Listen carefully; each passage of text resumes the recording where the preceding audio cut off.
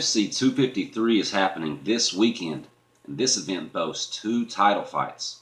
In this week's episode of I Just Want to Talk, we're going to go over a 10-year history of UFC belts changing hands and what you got to do to secure one. The stylebender Israel Adesanya will defend his belt against Ricky Martin's bodybuilding Brazilian twin brother Paulo Costa. And the co-main event will see Dominick Reyes and Jan Blachowicz square off for the light heavyweight belt.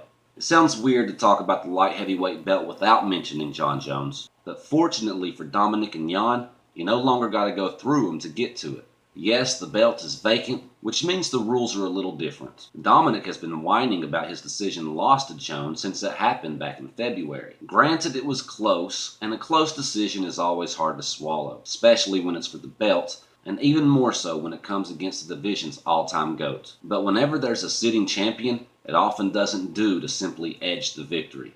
In all sports, there will inevitably be a tie, and the rules must account for it. In baseball, the tie goes to the runner. In football and basketball, when in doubt, you side with the offense. In fighting, it's harder to write that rule. But in close championship fights, 9 times out of 10, the champ's going to get the nod. Simply put, you got to beat the champ. You got to take the belt.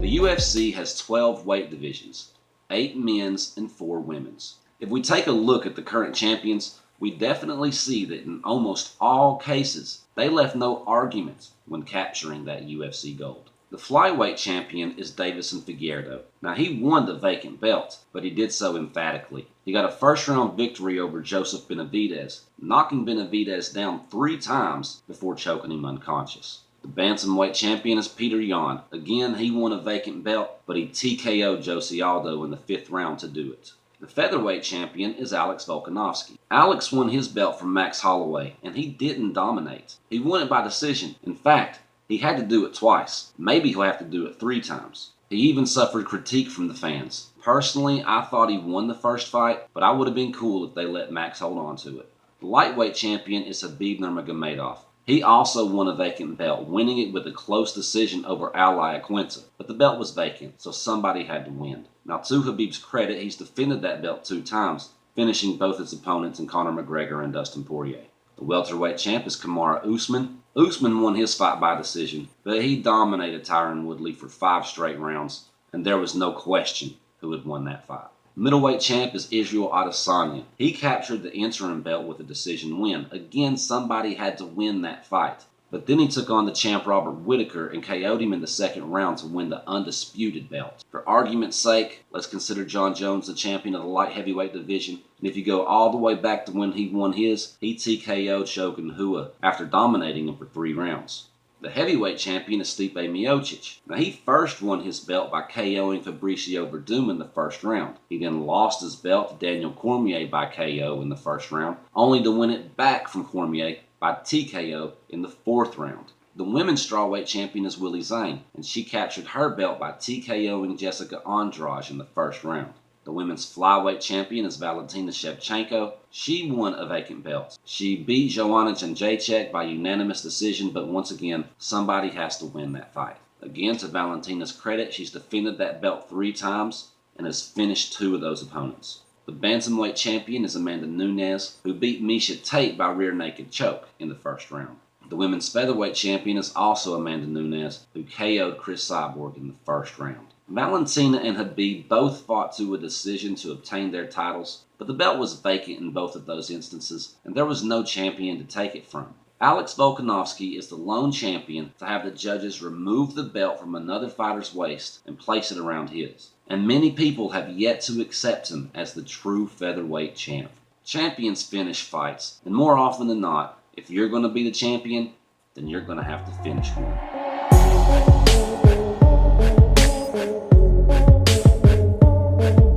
Title fights are great. We shell out our money for the pay-per-view, we have our friends over, we order pizza, and we crack open the brews. Unfortunately, we get to see a lot of them, but it's not as often that we see the belts change ownership. Over the last 10 years, we've seen the belts change hands 37 times. So let's quickly look at a 10-year history and the methods fighters had to carry out to get that strap. Now, I'm not talking about interims or vacant belts where no champion entered the octagon. I'm talking about when one fighter enters as champ, but the other leaves with that 5-pound golden strap.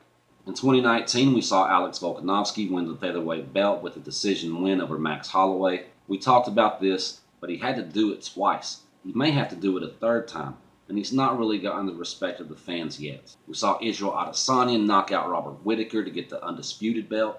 We saw Willie Zhang get the strawweight belt with a quick TKO win over Jessica Andrade. Stipe Miocic reclaimed his heavyweight belt with a TKO win over Daniel Cormier. And we saw Jessica Andrade get the strawweight belt with a KO slam of Rose Namajunas.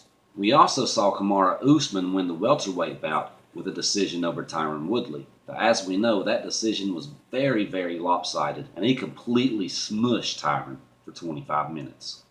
In 2018, we saw Amanda Nunes win the featherweight bout by KOing the seemingly unstoppable Chris Cyborg. We also saw Daniel Cormier win the heavyweight belt with a KO win over Stipe Miocic. And in August, we saw Henry Cejudo win the flyweight belt with a split decision win over Demetrius Johnson. This is our second close fight that went to decision, but this one was a little weird because DJ was already on his way out of the UFC. The UFC knew this, and they needed a champion. It felt a little weird and kind of gave us a bad taste. In 2017, we had George St. Pierre coming out of retirement to win the middleweight belt by rear naked choke over Michael Bisping. We saw TJ Dillashaw win the bantamweight belt with a KO win over Cody Garbrandt. We saw Rose Namajunas win the strawweight belt with a TKO win over Joanna Jędrzejczyk. And Max Holloway wins the featherweight belt with a TKO win over Jose Aldo. In 2016, Conor McGregor won his second belt in the second weight division, winning the lightweight belt by TKO over Eddie Alvarez. Tyron Woodley won the welterweight belt with that vicious KO over Robbie Lawler. Amanda Nunes won the bantamweight belt with a rear naked choke over Miesha Tate. Eddie Alvarez won the lightweight belt with a TKO over Rafael dos Anjos. Michael Bisping won the middleweight belt, KOing Luke Rockhold. And Stipe Miocic won the heavyweight belt for the first time with a KO win over Fabricio Werdum. Miesha Tate finally won the bantamweight belt by rear naked choke over Holly Holm. We also saw two fights go to a very close decision. In January of that year, we saw Dominick Cruz win the bantamweight belt by split decision over TJ Dillashaw. And later that year, in December, we saw Cody Garbrandt take that belt from Dominick Cruz with a decision win. But this one wasn't as close. Cody was able to knock Dominick down several times during the fight and came really close to ending it in the fourth. In 2015, Conor McGregor won his first belt by KOing Jose Aldo.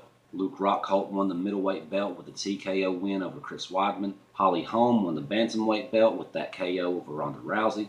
Fabricio Werdum won the heavyweight belt with a guillotine choke over Cain Velasquez. And Joanna Jędrzejczyk won the strawweight belt by viciously TKOing Carla Esparza. We also saw Rafael dos Anjos and Anthony Pettis fight to a decision, but this was another pretty dominant win, as nobody in the arena thought that Pettis had won that fight. Dos Anjos dominated the whole fight and won 50-45 on all scorecards. In 2014, we saw Cody Garbrandt win the bantamweight belt for the first time with a TKO win over Renan Barão, and we saw a close split decision win where Robbie Lawler beat Johnny Hendricks for the welterweight belt. This is the 29th fight we've talked about, and only the fourth one that was close.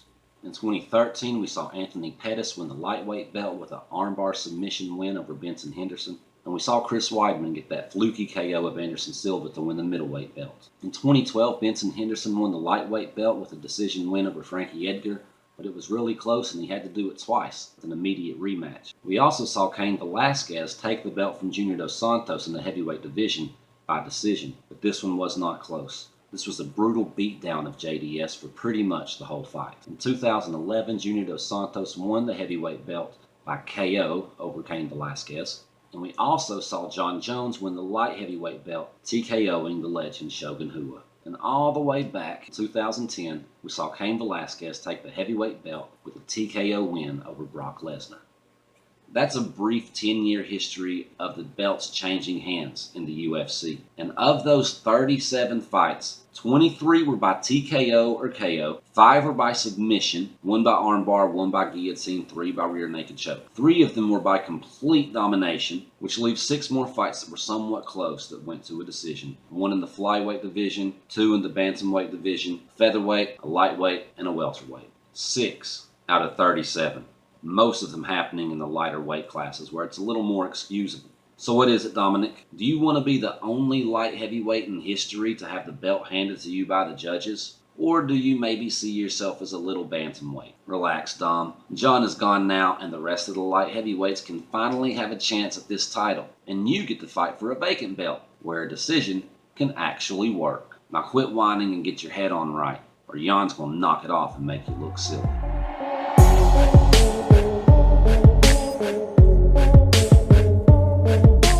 Don't get me wrong, I like Dominick Reyes. He's a hell of a fighter and has more than a good chance of getting crowned this weekend. I just don't like to hear fighters complain about a decision not going their way, and historically, it's proved to not be a great idea. Johnny Hendricks complained about that close decision loss to GSP, and very shortly after that, his career took a nosedive. Gustafsson was decidedly unhappy about his bout with Jon Jones, and then got dominated in the rematch. More recently, Jose Aldo lost a decision to Marlon Moraes, but was awarded with a title shot anyway, just to get beaten down and finished by Petr Yan. You have 25 minutes to remove all doubt, to take the judges out of the argument. The champion had to do it, and you have to do it too. You have to take the belt.